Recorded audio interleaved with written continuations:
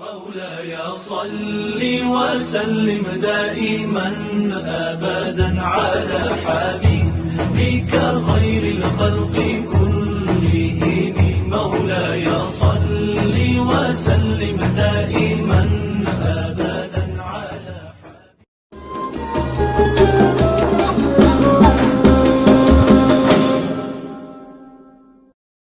Assalamualaikum warahmatullahi wabarakatuh. Alhamdulillahirabbil alamin, wassalatu wassalamu ala asyrafil anbiya wal mursalin sayyidina Muhammadin wa ala alihi washabihi ajmain. Amma ba'du. Yang terhormat Ibu Kepala Sekolah SMK Sehat Insan Perjuangan, Ibu Bapak Guru, staf yang insya Allah arif dan bijaksana, serta teman-teman yang saya banggakan. Pertama-tama perkenalkan terlebih dahulu, nama saya Nasya Rahma Putri Kurniawan dari kelas 11 Farmasi. Pada kesempatan kali ini bahas tentang puasa Ramadan untuk training istiqomah dan ihsan. Para pemirsa, istiqomah merupakan kata kerja dari lafaz istiqomah yang dalam bahasa Arab bermakna tegak lurus. Dalam Kamus Besar Bahasa Indonesia, kata istiqomah didefinisikan dengan sikap teguh pendirian dan selalu konsekuen. Dari sini dapat kita pahami bahwa istiqomah adalah sikap teguh pendirian dan siap menerima resiko apapun yang diakibatkan dari sikap tadi. Dalam artian siap menerima konsekuensi dari pilihan sikap walaupun itu tadi kadang berat dan tidak menyenangkan. Selain diartikan sebagaimana di atas, istiqomah juga diartikan dengan konsistensi atau keajekan.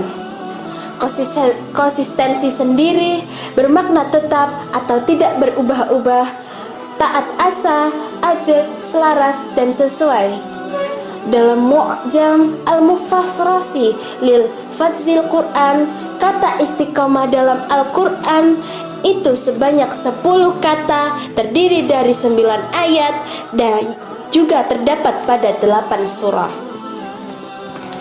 Salah satu ayat tersebut adalah yang berisi, maka istiqomahlah pada jalan yang benar sebagaimana diperintahkan kepadamu. Quran Surah Hud ayat 112. Yang pertama, training istiqomah, yang adalah perjalanan tanpa awal dan juga tanpa akhir. Sebab istiqomah adalah anugerah dari yang maha awal dan juga maha akhir. Hanya saja istiqomah bisa dilambangkan sebagai sebuah proses berkesinambungan dari seorang shalik untuk terus berada di jalan lurus. Terminal pemberangkatannya adalah kehendak atau tekad yang kuat dan ketetapan hati tahap al-ams. Sedang amal lahir dan amal batin adalah kendaraannya.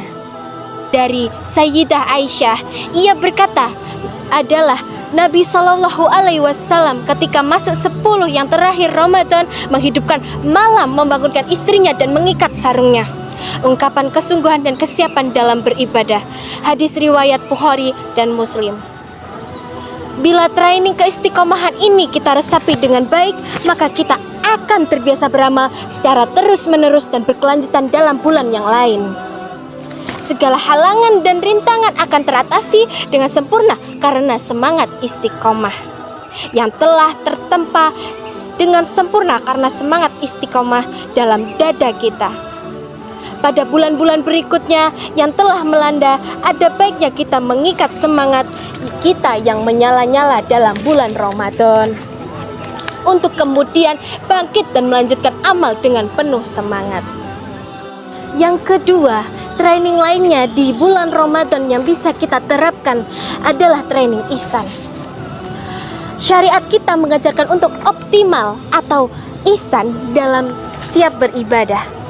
Tak terkecuali dengan ibadah puasa Ramadan, setiap kita diminta untuk meneliti hari-hari puasa dengan penuh ketelitian, menjaganya dari segala onak yang justru akan memperporak-porandakan pahala puasa kita. Rasulullah Shallallahu Alaihi Wasallam telah mengingatkan betapa banyak orang yang hanya puasa tetapi tidak dapatkan puasanya, tetapi hanya mendapatkan rasa lapar.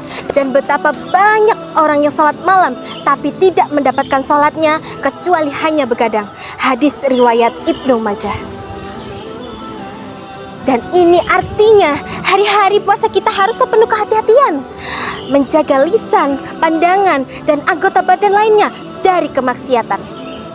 Sesungguhnya berat, 30 hari latihan seharusnya akan membuat kita melangkah lebih ringan dalam ihsan pada bulan-bulan selanjutnya. Bahkan semestinya perilaku ihsan memang menjadi branding kaum muslimin dalam setiap amalnya. Ketiga, berperilaku istiqomah dan ihsan bukan saja ketika seseorang sedang melakukan aktivitas berkeibadahan kepada Allah. Kalimat anta'buda, engkau menyembah, pada hadis di atas bisa dipahami secara luas. Pada hadis ini dapat dipahami secara luas dari makna ta'buda. Kata ini berasal dari kata abdun yang berarti budak atau hamba sahaya. Dari dasar kata ini, maka kalimat menjadi budak atau hamba sahayanya Allah atau engkau dalam hadis di sini didefinisikan sebagai engkau menjadi hamba sahayanya Allah seakan-akan engkau melihatnya. Dan bila hari memulai dari keinginan tulus dalam hati untuk menyukseskan Ramadan tahun ini, lalu diikuti dengan kesungguhan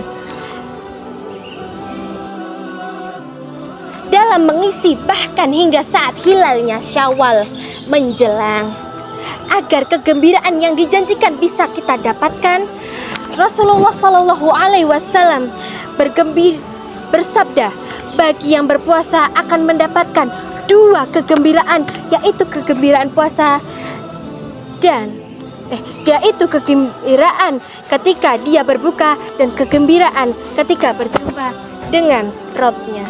Hadis riwayat Bukhari. Wallahu a'lam bishawab, wabil taufik wal hidayah. Wassalamualaikum warahmatullahi wabarakatuh.